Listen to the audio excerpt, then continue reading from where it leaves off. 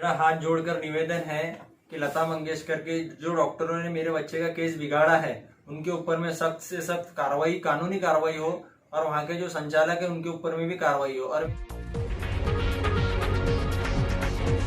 नमस्कार आदाब, आप देख रहे हैं इंडिया फैक्ट न्यूज़ में नावेद आजमी।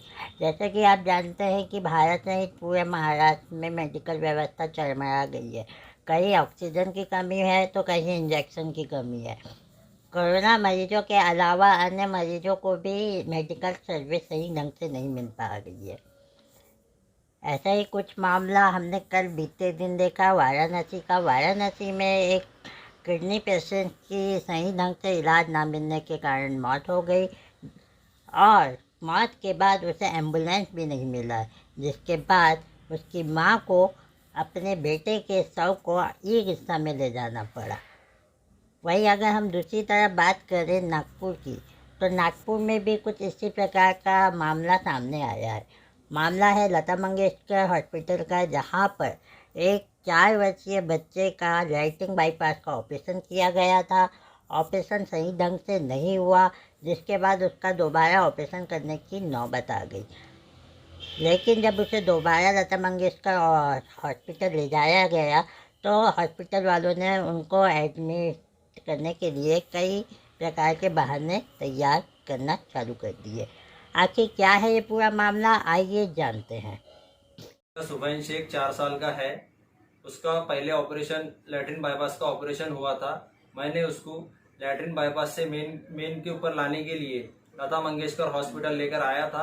वहाँ पे मेरे बच्चे का ऑपरेशन हुआ और लता मंगेशकर के डॉक्टरों ने मेरे बच्चे का ऑपरेशन को पूरी तरीके से बिगाड़ दिया और उसके बाद में कोरोना के नाम के ऊपर में मेरे बच्चे को कोरोना पॉजिटिव करके आनाकानी कर रहे हैं उसके बाद के ऑपरेशन करने के लिए।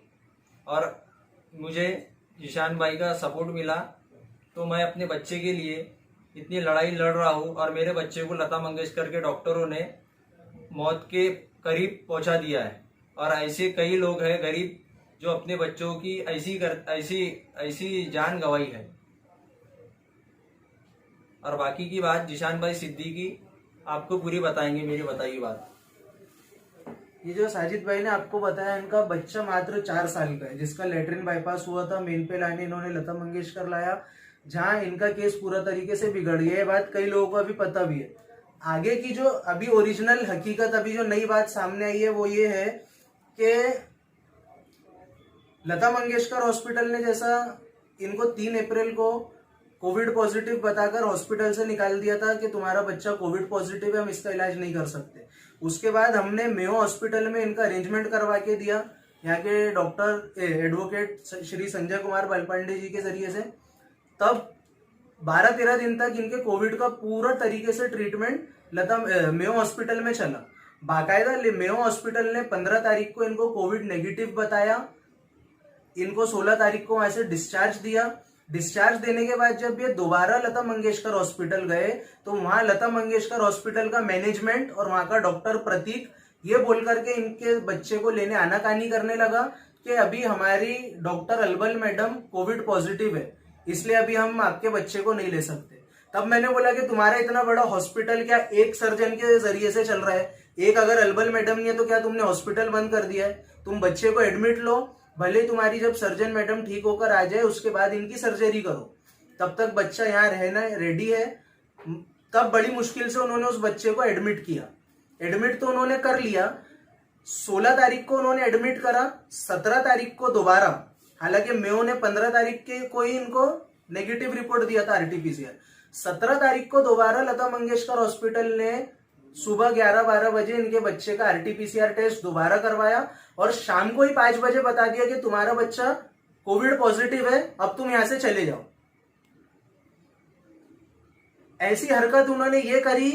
सबसे गंदी उसमें हरकत ये थी कि अगर पॉजिटिव आया, अगर रिपोर्ट जेन्युइन है तो उनका काम था तुम्हारी लैब में जब वो रिपोर्ट निकली तो तुम्हारा काम था सबसे पहले तुम इनके हाथ में वो रिपोर्ट की ओरिजिनल कॉपी हैंड ओवर कर देते।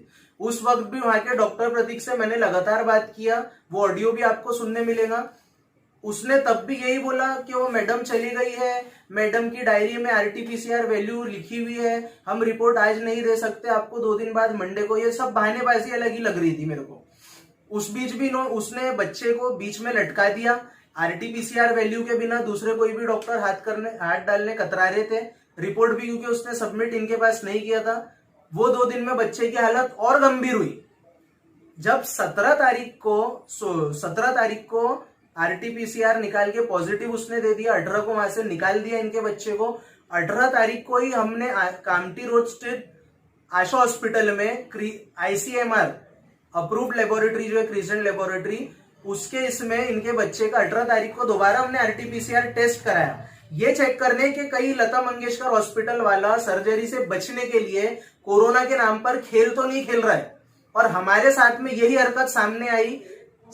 15 तारीख को मेयो ने नेगेटिव रिपोर्ट दिया आरटीपीसीआर, 17 को लता मंगेशकर वाले ने दोबारा पॉजिटिव दिया, और 18 तारीख को आईसीएमआर अप्रूव्ड लेबोरेटरी जो है क्रिसेंट, उसमें जब आशा हॉस्पिटल के जरिए हमने इनका टेस्ट करवाया फिर से, तो 18 तारीख की रिपोर्ट फिर से इनकी नेगेटिव आई। अब मेरे को आपसे ये बोलना चाहता हूं, जनता समझदार है, प्रशासन समझदार है, सरकार समझदार है। मैं ये पूछना चाहता हूं कि क्या मेयो हॉस्पिटल और आईसीएमआर अप्रूव्ड जो लेबोरेटरी है दोनों गलत है, सिर्फ लता मंगेशकर हॉस्पिटल ही सही है? और अगर लता मंगेशकर हॉस्पिटल की रिपोर्ट सच्ची थी तो सैटरडे को जब रिपोर्ट आई तो सैटरडे को इनको रिपोर्ट हैंडओवर क्यों नहीं करी गई? मंडे को ऐसा क्या था कि मंडे 2 दिन रुकने के बाद उन्होंने रिपोर्ट हैंडओवर किया, जबकि वो कहीं बाहर नहीं गई थी वो रिपोर्ट। वो बोलते लता मंगेशकर हॉस्पिटल के ही लैब में इनकी टेस्टिंग हुई। 5 बजे की वो रिपोर्ट आई, डॉक्टर प्रतीक बोलता है कि 6 बजे लैब बंद हो जाती इसलिए हम नहीं दे। अरे जब 5 बजे रिपोर्ट आ गई तो तूने 6 बजे तक का इंतजार क्यों किया? मैं कोई डॉक्टर्स के खिलाफ में नहीं हूं, लेकिन जो डॉक्टर्स ऐसी हरकतें गंदी घिनौनी कर रहे हैं अपनी जान बचाने के लिए, जैसा इनका बोलना है कि इनका बच्चा बोलते इन्होंने तंदुरुस्त स्थिति में यहाँ लेकर के आया था, उसके बाद से इन्होंने ऐसी हालत कर दिया इनके बच्चे की कि वो बच्चा बेचारा आज मौत से जूझ रहा है। शर्म आना चाहिए प्रशासन को हॉस्पिटल के थोड़ी सी। और मैं मांग करूंगा, देखिए ये जो हॉस्पिटल जिनका है ये पॉलिटिकली बहुत इन्फ्लुएंशियल फैमिली का ये हॉस्पिटल है, जिनका हॉस्पिटल है ये 2 बार महाराष्ट्र के कैबिनेट मिनिस्टर भी रह चुके हैं। इस वजह से कई बार ऐसा लगता है कि कुछ प्रिंट मीडिया वाले भी ये बात को दबाते हैं, क्या प्रेशर रहते क्या नहीं रहते हमको नहीं पता, लेकिन ये भले ही कितने भी बड़े लोगों का हॉस्पिटल रहे, अभी लोकतंत्र जिंदा है, हम पूरी कोशिश करेंगे इनको इंसाफ दिलाने की। दूसरी बात, हमारे महाराष्ट्र के मुख्यमंत्री श्री उद्धव ठाकरे साहब से हमको पूरी उम्मीद है, जिस तरह के वो व्यक्ति है हमको उनसे पूरी उम्मीद है कि हमको बच्चे को इंसाफ दिलाने में मदद करेंगे। ये जो खेल चल रहा है कोरोना के नाम पर, लता मंगेशकर हॉस्पिटल जो कर रहा है ये बिल्कुल गलत है, इसमें जांच होना चाहिए। और या तो फिर मेयो और क्रिसेंट ये दोनों गलत है तो इन पे कार्रवाई करो, नहीं तो लता मंगेशकर वाले पे, क्योंकि हम डॉक्टर नहीं है लेकिन हमने जितना सुना है कि कम से कम 48 घंटे का फर्क रहना चाहिए सैंपल की टेस्टिंग में, तब वो पॉजिटिव नेगेटिव का फर्क आता है। तो फिर जब 17 तारीख को वो पॉजिटिव दे रहा है लता मंगेशकर, तो 18 को दूसरी जगह से नेगेटिव कैसे निकल रहा है बच्चा? और बच्चे में सर्दी खांसी बुखार जैसे कोई लक्षण है क्या भाई? कुछ भी नहीं है।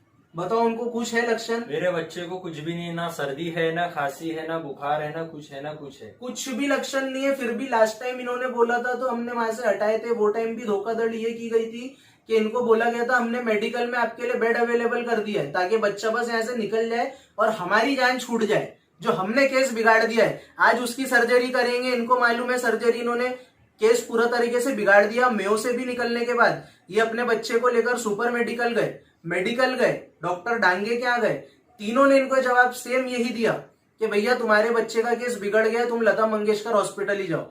लास्ट टाइम भी जब इनको भगाया गया था वहां से कोविड के नाम पर, बच्चा ठीक हो गया बोलकर, वो टाइम भी जब ये चंद्रपुर के हॉस्पिटल गए, चंद्रपुर के सरकारी हॉस्पिटल ने इनको बोला कि तुम्हारा बच्चा ठीक नहीं है, तुमने वहां से डिस्चार्ज कैसा लिया, तुम्हारे बच्चे की हालत एकदम गंभीर है, उसको वहां पर वापस लेकर जाओ। तब से ये खेल चल रहा है। इसकी जांच कड़े से कड़े, सख्त से सख्त तरीके से होना चाहिए। जो भी इसमें डिफॉल्टर है उनको बख्शा ना जाए, ऐसी मेरी मांग है। इतना बोलकर अपनी बात को मैं खत्म करूंगा। गरीब परिवार को इंसाफ दिलाने में मदद करें। आपको भाई अगर कुछ बोलना है कि कौन जिम्मेदार रहेंगे, क्या है वो आप बोलिए।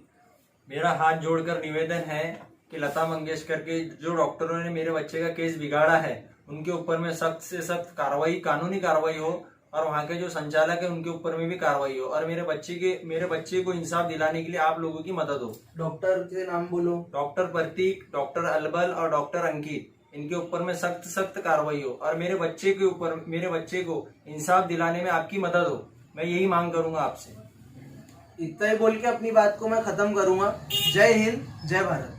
उम्मीद करते हैं ये सारी समस्या बहुत जल्द ख़त्म हो जाएंगी। ऊपर वाले से बस हम लोग अभी फ़िलहाल प्रार्थना ही कर सकते हैं कि हमें पैनिक नहीं होना है और दृढ़ निश्चय से हमें हमारा काम करना है और जितनी लोगों की हम हो सके मदद कर सके अपने लेवल में। और उन लोगों को भी मैं ये एक मैसेज देना चाहूँगा जो कई लोग अपने घरों में गैस सिलेंडर अभी से लेके रखे हुए, जमाखोरी करके रखे हुए हैं। जिस व्यक्ति को ऑक्सीजन गैस की ज़रूरत है उसको गैस सिलेंडर नहीं मिल पा रहा है क्योंकि कुछ लोगों ने अपने लिए पहले से ही लेकर रख लिया है। तो ऐसा ना करें। मुझे दीजिए इजाज़त। धन्यवाद। हमारा चैनल सब्सक्राइब करें और बेल बटन दबाना ना भूलें।